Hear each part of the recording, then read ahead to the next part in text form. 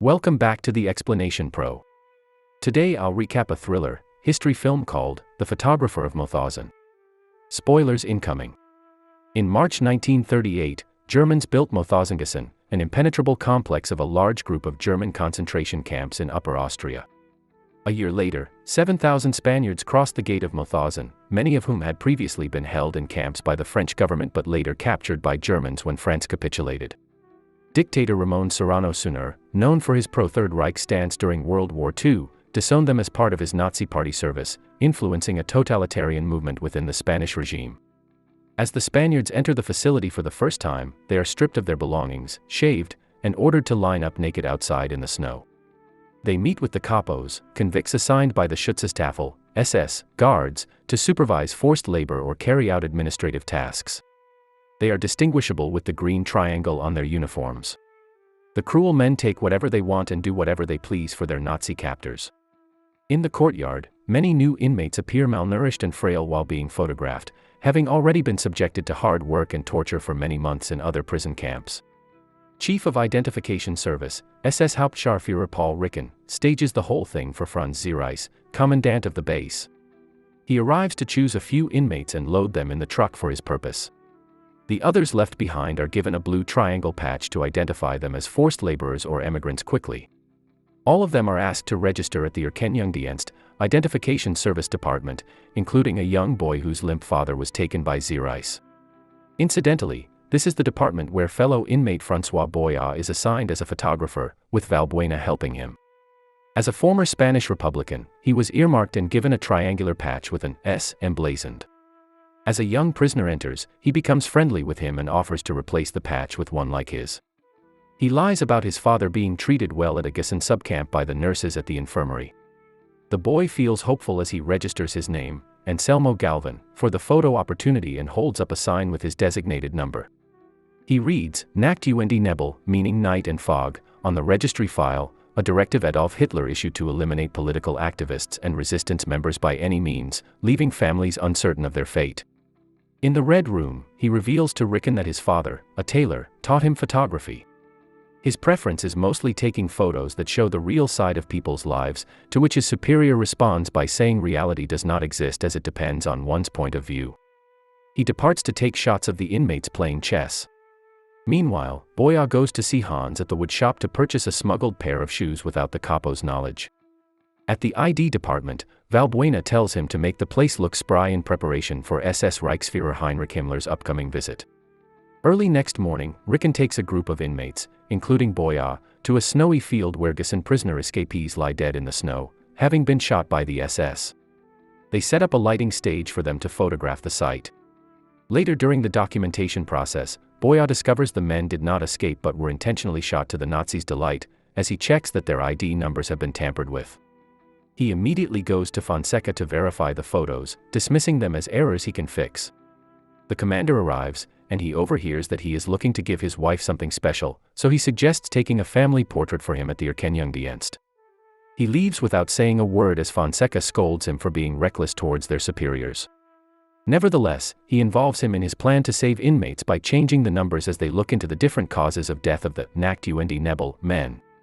An inmate's worst kind of capital punishment is exhaustion on the Mauthausen stairs of death, at the quarry, which the Spaniards built. Fonseca chooses communist prisoner Cristobal Rosales and changes his identity to Catalan electrician José Pino Carballo, who suffers from tuberculosis and is close to death. Boya wants him to help Anselmo's Polish father too, but it will require him to get a job for one of the night and fog. Later, Valbuena explains how they alter the photographs, making sure they look authentic. The next day, the commander checks the altered photo, noting that the Polish prisoner is marked dead on record. Fonseca blames the mistake on the Rottenführer, while Boya suggests making amends with his family by sending an apology letter.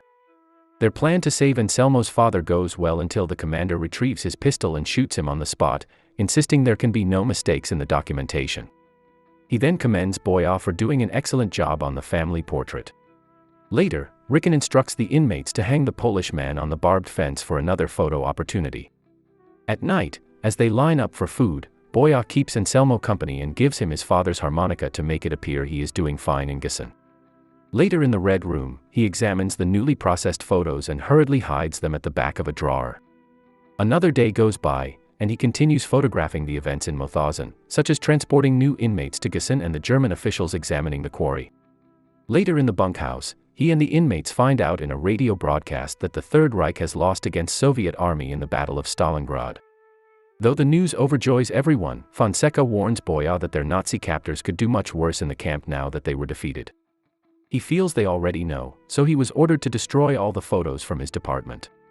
Boya runs back to the Erkennungsdienst, only for Ricken to instruct him to burn all the documents in the office, including the dossier about Himmler's visit. As Valbuena takes out a whole drawer of files, he discovers the hidden folder, so Boya tells him that they must keep some evidence of their cruelty in the camp. They ultimately decide on hiding the negatives while everything else is thrown into the furnace to be burnt, along with all the corpses from Night and Fog. Ricken decides to reward Boya for his efforts by letting him have sex with a female prisoner, Dolores. As he finishes, he catches a glimpse of a manuscript for the Spanish-language play, Life is a Dream, and realizes the woman is a Spaniard.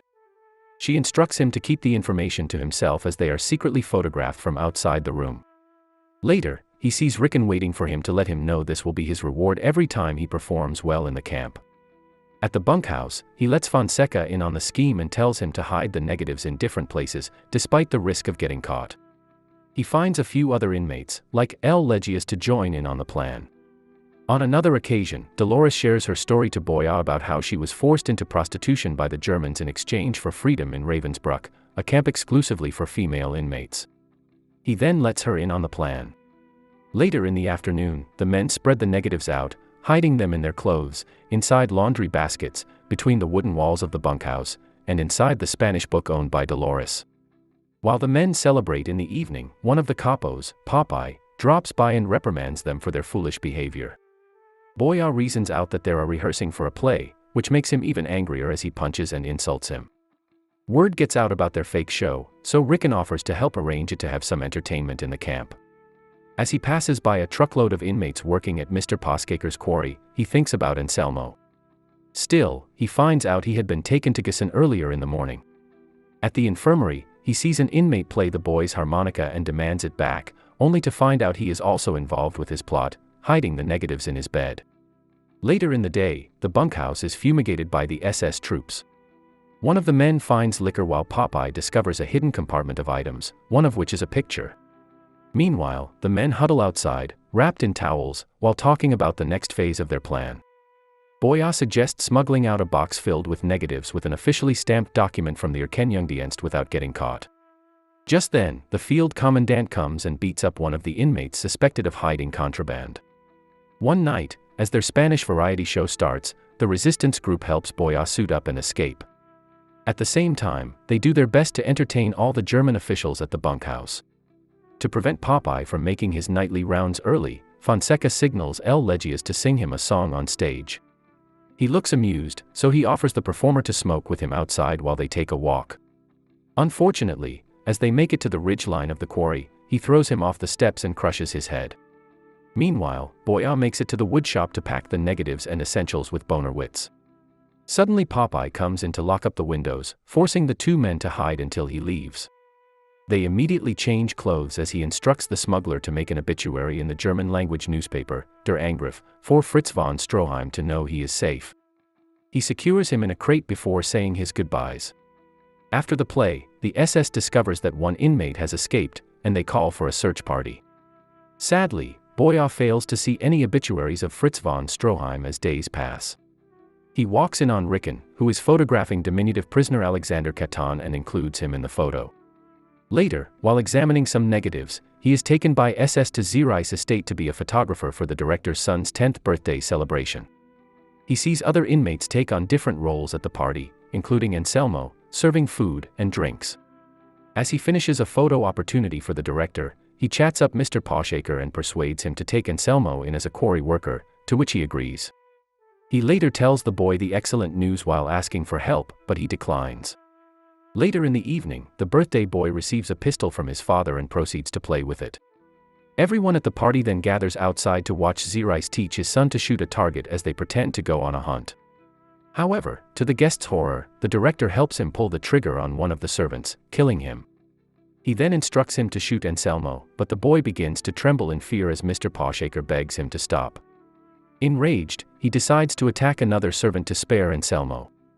As the young prisoner is taken away, Boya hides the negatives in his pocket.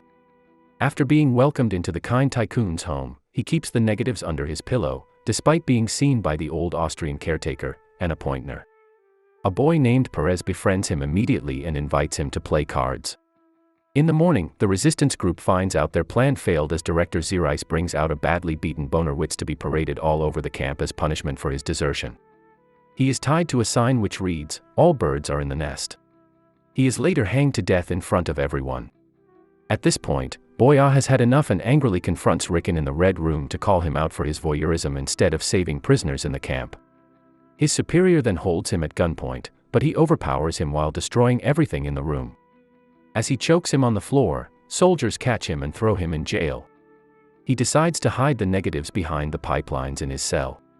Later, he is hung and beaten senselessly by the commander as Ricken and Zereis talk about how to recover the stolen evidence.